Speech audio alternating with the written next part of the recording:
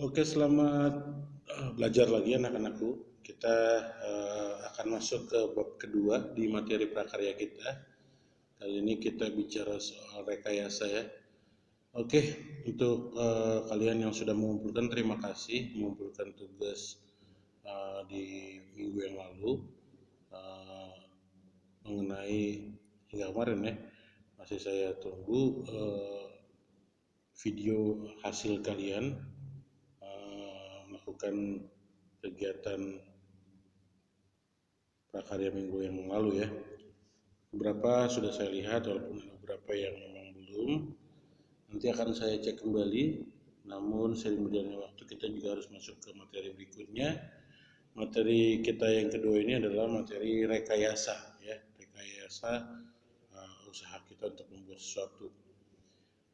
Kita akan mencoba mempelajari apa yang diminta sama materi ini supaya kita memiliki beberapa kesadaran tentang hal-hal yang bisa diwujudkan dalam kegiatan kewirausahaan dalam bidang teknologi transportasi dan logistik di bab ini ya. Oke, kita semua sudah belajar tentang ini. Karakteristik kewirausahaan yang akan kita diharapkan muncul ada di buku juga ya. Langsung saja kita masuk ke wirausaha produk teknologi transportasi dan logistik ya. Jadi karena kita mencoba di sini di bab ini kita diminta untuk berpikir hal-hal yang mungkin juga bisa uh, apa namanya jadi uh, semacam ide ya, ide kita di dunia nyata nanti dalam kegiatan berkewirausahaan ya. Karakteristik yang diminta dari pembelajaran ini yaitu percaya diri, tentu saja memiliki orientasi hasil dan tugas, berani mengambil resiko, ada nilai kepemimpinan, koordinasitas dan keasliannya itu yang disambung dengan berorientasi ke masa depan. Jadi kalian bisa baca itu ya. Kita akan bicara soal produk usaha teknologi transportasi dan logistik. Jadi transportasi itu adalah proses perpindahan dari satu tempat ke tempat yang lain dan ini membuka peluang usaha ya. Karena kalau barang itu tidak sampai ke yang membutuhkan, maka akan sangat tidak berguna barang yang kita miliki itu ya kalau kita tidak berhasil menyampaikannya ke yang menginginkan, dan ketika kita bisa menyampaikan kepada yang menginginkan, maka gunanya bisa sampai di sana ya. Kita tahu di zaman dahulu masih susah untuk ngapa-ngapain untuk transportasi ya. Tapi makin sekarang alat transportasi udah makin hebat ya. Dulu kita mungkin pakai pedati ya untuk mengangkat barang-barang. Kamu bisa lihat di film-film, kalau film-film lama ya, film-film yang menggunakan latar belakang di masa lalu misalnya sebagai gambaran, mereka butuh untuk mengantarkan barang ya, butuh seperti ini ya, seperti pedati ini ya, karena ditarik oleh sapi atau hewan yang kuat ya, maka banyak barang bisa diangkut sekaligus ya. Karena kalau cuma sedikit-sedikit kan merugikan ya. Bayangkan kalau mengangkut sayur dari dengan jarak yang jauh dan kita cuma bawa sedikit kan sangat rugi. Jadi kita sekalian banyak ya, makanya uh, apa namanya akan efisien ya. Lalu di zaman sekarang kita tahu ada pesawat ya yang bisa lebih memudahkan transportasi ya. Lalu juga ada rakit dalam transportasi air misalnya dulu ya, yang apa namanya yang bisa menyeberangi satu wilayah yang terpisah oleh air ya, dua wilayah yang terpisah oleh air, bisa dilakukan transportasi atau pindahan barang atau benda melewati air tersebut.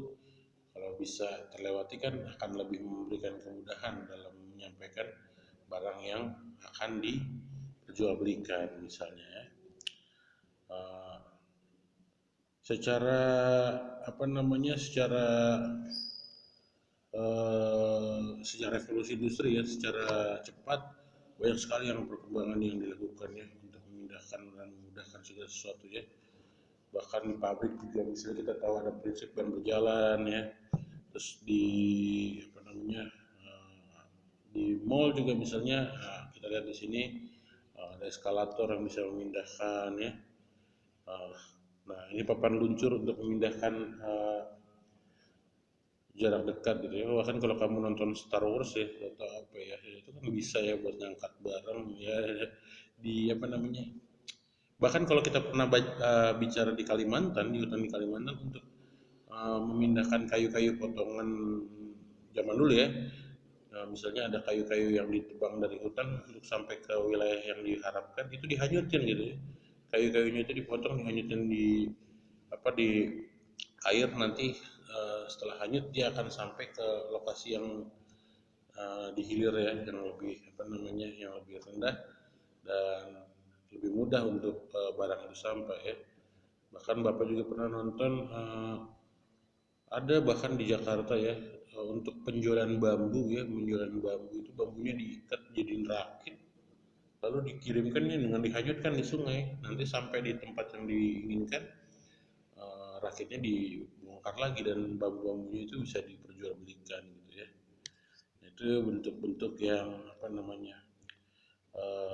namanya untuk mentransport ya, mentransfer dari satu tempat ke tempat yang lain. Nah, itu karena kata transportasi itu berasal dari kata trans ya, jarak ya, di jarak jauh ya.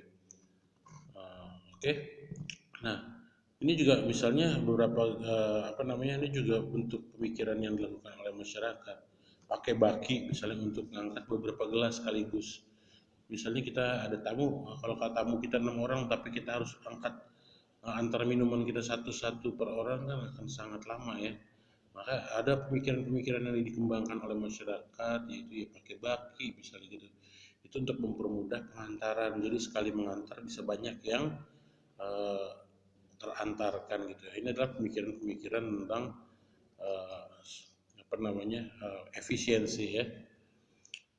Lalu ini memindahkan air dari dalam sumur ke atas itu, kalau kita nggak berpikir secara efisien, kita ngangkutin satu-satu capek banget. Tapi dari masa ke masa itu orang-orang berpikir dan bertindak sesuai dengan pemikiran, dan akhirnya ditemukanlah cara-cara yang efektif untuk memindahkan air itu misalnya ya di sumur ini. Ini semuanya bentuk pemikiran yang dilakukan oleh manusia karena memiliki akal ya. Kalau nggak memiliki akal, maka ya kita akan terus-terusan kesulitan ya. Segala hal yang terjadi dalam kehidupan ini semuanya berasal dari bentuk pemikiran yang apa namanya bisa dikembangkan dan dimanfaatkan untuk kehidupan yang lebih mudah lagi ya. Peta pemikiran tentang transportasi barang ada di bukumu ya, di halaman 38 bisa dilihat. Itu misalnya transportasi barang itu memiliki apa namanya, faktor-faktor, yaitu jarak yang dilalui, medan yang dilalui, sistem penggeraknya apa, sistem kendalinya apa, sumber tenaganya apa, jenis barangnya apa. Nah, itu semuanya memiliki bentuk pemikirannya, bentuk dan apa namanya, usahanya masing-masing, dan ada perbedaan dari setiap hal yang mau ditransportasikan ya, mau dipindahkan dan sebagainya, tergantung karakter dari benda yang mau dikirimkan dan disampaikan gitu ya. Oke, kita langsung lewati. Lalu transportasi barang dalam kegiatan sehari-hari, nanti kita akan berkenaan dengan yang namanya logistik. Di sini ya, kalau kalian mau lihat di buku kalian di halaman 40, di sini ada penjelasan. Logistik adalah proses perencanaan. Di sini ya, logistik adalah proses perencanaan, pelaksanaan dan pengawasan dari transportasi dan penyimpanan yang efektif dan efisien. Kalau kalian lihat di sini penjelasannya, maka sebenarnya yang masuk dalam kegiatan logistik adalah transportasi dan penyimpanan. Itulah yang paling penting ya. Ada barang yang hendak kita serah terimakan untuk sampai dari antara pemilik sama pengguna, terjadilah kegiatan logistik, yaitu bagaimana barang itu bisa bisa diantar dan barang itu masih awet, masih bisa sama seperti yang diharapkan ketika orang membeli ya. Kalau diantarkan sampai tapi ketika sampai sudah tidak bagus lagi, tentu saja tidak akan berguna ya. Jadi kegiatan logistik yang utama adalah penyimpanan dan transportasi, maka dapat dipahami bahwa transportasi adalah bagian dari kegiatan logistik. Jadi teknologi transportasi dan logistik adalah teknologi yang dikembangkan untuk memfasilitasi penyimpanan dan perpindahan barang. Misalnya untuk wirausaha telur ayam ya. Telur ayam adalah contoh komoditas yang mudah rusak ya. Kalau dia dalam waktu tertentu tidak langsung dimanfaatkan, ya dia bisa membusuk, maka dibutuhkan pengaturan. Misalnya disimpan di tempat yang bagaimana supaya dia tidak membusuk dengan cepat, atau ditransportasikan, dipindahkan secara cepat agar ini segera sampai kepada yang membutuhkan ya. Makanya ada pemikiran tentang bagaimana cara mengemasnya ya, dan bagaimana cara menyimpannya dan mengirimkan telur ini ya. Nah ini yang harus kita pikirkan. Nah kegiatan logistik itu tadi ya, menyimpan dan memindahkan barang. Ini bertanya ya, kata kuncinya adalah menyimpan dan memindahkannya. Nah kebutuhan logistik diantaranya muncul sebagai kelanjutan dari kegiatan produksi. Setelah ada produksi, maka yang lain selanjutnya yang terjadi adalah logistik. Ya kalau zaman dulu di pelajaran ekonomi mungkin bukan zaman dulu ya, tapi sekarang juga ya, namanya adalah distribusi gitu ya, penyalurannya ya. Nah dibutuhkan usaha untuk memindahkan dari power produsen ke konsumen. Nah inilah yang menjadi peluang kita untuk melakukan kegiatan wirausaha.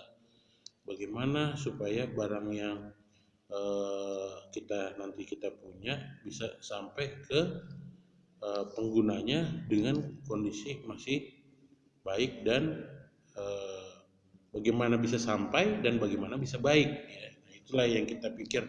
Makanya nanti di pelajaran ini kalian diharap bisa melakukan desain ya, bagaimana cara untuk melakukan efisiensi atau ketepatgunaan dari produk yang kalian punya, yang kita punya, untuk sampai ke para penikmatnya atau konsumen kita ya. Jadi kita akan merancang produksi produk teknologi transportasi dan logistik ya. Jadi kita diajak berpikir di bab ini untuk coba misalnya berpikir bagaimana caranya mengepak barang, menyimpannya dan nantinya mengirimkannya ke yang memerlukan. Siapa tahu ada inovasi baru yang muncul dari kita, karena kita butuh banyak pemikir-pemikir ya, untuk memikirkan hal-hal apa yang bisa menjadi solusi dari kegiatan logistik ini ya. Nah misalnya ini nih, kayak kamu pasti pernah ya beli kopi-kopi yang di kafe-kafe gitu ya, atau beli minuman ketika dia, ini kan karena pemikiran. Ketika dia misalnya harus melakukan pengepakan, ya bagaimana biar efisien ya. Kalau misalnya kayak gini di gambar ini, gimana caranya supaya 2 gelas bisa dibawa sekaligus ya, 4 gelas bisa dibawa sekaligus. Maka cara menyimpannya begini. Nah, kita dipikirkan ya. Ketika sebuah barang dibawa itu sangat berat, bagaimana kalau kita karena pemikiran lah orang akhirnya membuat troli, membuat tas, dan bahkan dalam dunia transportasi saat ini karena pemikiran juga lah sekarang muncul yang namanya ojek online ya misalnya ya. Mungkin 10 tahun yang lalu orang nggak berpikir tentang ojek bisa jadi online ya.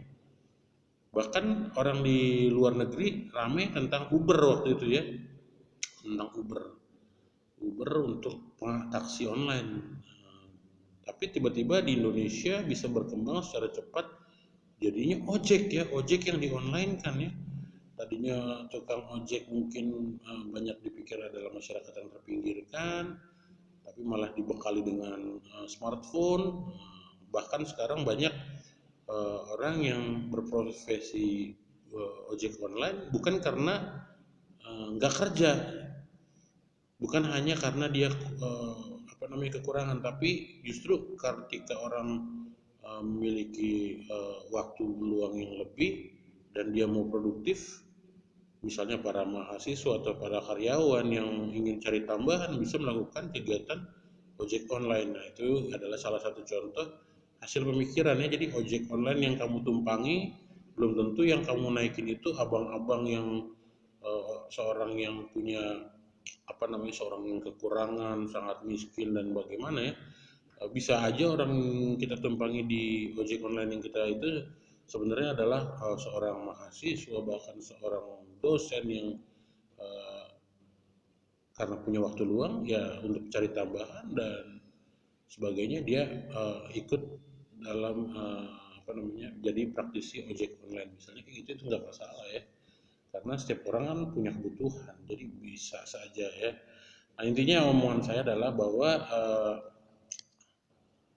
karena pemikiran lah, makanya sekarang muncul ojek dan taksi online dan sebagainya. Nah, pembelajaran ini mengajak kita coba-coba berpikir bagaimana cara mendesain atau memikirkan bagaimana cara untuk uh, mempunyai kegiatan kewirausahaan di bidang logistik dan transportasi, karena ini sangat terbuka peluang untuk itu ya.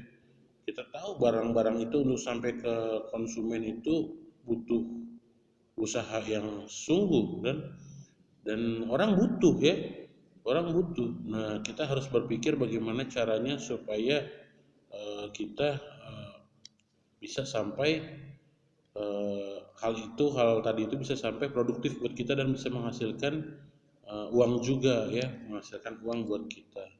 Nah, ini adalah bentuk pemikiran nih, gimana caranya bisa membawa minuman dengan eh, sekali bawa tidak tumpah dan bisa membawa sekali bawa beberapa gelas sekaligus misalnya kayak gitu ya. Itulah bentuk-bentuk pemikiran ya.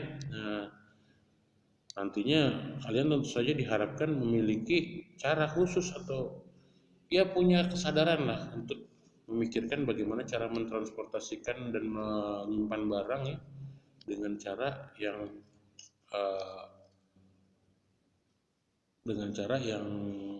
out of the box gitu ya, yang di luar yang biasa, cara yang biasa, tapi cara yang lebih inovatif ya.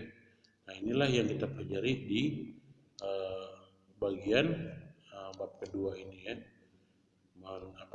Bagaimana melakukan penyimpanan dan bagaimana melakukan transportasi ya. Nah, ketika kita melakukan usaha untuk melakukan penyimpanan dan transportasi itu dengan usaha-usaha kita, maka kita disebut melakukan kegiatan rekayasa ya, membuat sebuah usaha yang uh, baru lah ya, yang baru dan tidak biasa, yang tujuannya untuk mempermudah kita dalam melakukan segala sesuatu ya. Nah, inilah yang kita pelajari di bab kedua, dan semoga apa yang saya sampaikan menjadi bahan pemikiran kalian bahwa dari sektor transportasi dan logistik ada hal yang bisa menjadi peluang usaha di kemudian hari ya. Jadi inilah penjelasan tentang materi di bab 2. Saya tidak akan memberikan tugas khusus dulu di sini. Untuk hari ini Bapak masih menunggu bagi kalian yang videonya belum dikirimkan, dan tugas yang kemarin diselesaikan dulu semua. Yang Bapak minta di sini adalah buat mind mapping kamu atas pembicaraan Bapak tentang pelajaran hari ini berkenaan dengan transportasi dan logistik. Buat catatan kecil saja buat mengingat apa yang Bapak katakan, apa yang Bapak sampaikan, atau membuat ringkasan sendiri tentang materi di bab 2, lalu fotokan ke Bapak, dan itu Bapak anggap pembelajaran hari ini sudah disampaikan mengenai pengantar masalah rekayasa di bidang transportasi dan logistik ya. Yaudah, itu dulu dari Bapak untuk minggu ini yang bisa kalian pelajari tentang tentang prakarya dan kewirausahaan ya. Dan bentuk prakarya dan kewirausahaan ini sangat banyak hal yang bisa sebenarnya jadi bahan pemikiran kita di dunia kewirausahaan dalam hal transportasi dan logistik ya. Oke, demikian dari Bapak pembelajaran kita hari ini. Materi bab 2 Bapak sampaikan. Tugasmu adalah membuat catatan dan juga menyelesaikan tugas pekan lalu bagi yang belum ya. Jadi tugas yang pekan lalu itu Bapak anggap adalah ulangan praktek ya, ulangan ujian praktek, dan nilai prakteknya nilai praktek pertama diambil dari video yang kalian sampaikan dari prakarya kalian.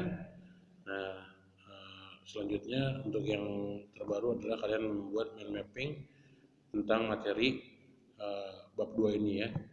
Itu aja dari saya. Jangan lupa komentar diisi dengan namamu dan nama kelasmu sebagai sebagai absen kita ya dari pembelajaran hari ini. Jadi setiap belajar kalian absensinya akan Bapak cek dari absen di video dan nilai nilainya kalian dari hasil pengumpulan tugas ya. Itu aja dari Bapak. Kalau ada yang bingung dan perlu ditanyakan silahkan tanya di WhatsApp ya. Untuk pengumpulan tugas, fotokan catatanmu itu dikirimkan ke WhatsApp grup ya, jangan ke WhatsApp pribadi ya. Jadi nanti cecar, kalau di grup kan terkumpul semua ya. Oke deh, selamat siang, tetap jaga diri kalian. Semoga kita semua sehat, semoga pandemi corona ini berakhir dan kita semuanya sehat dan selamat ya. Demikian dari saya, terima kasih.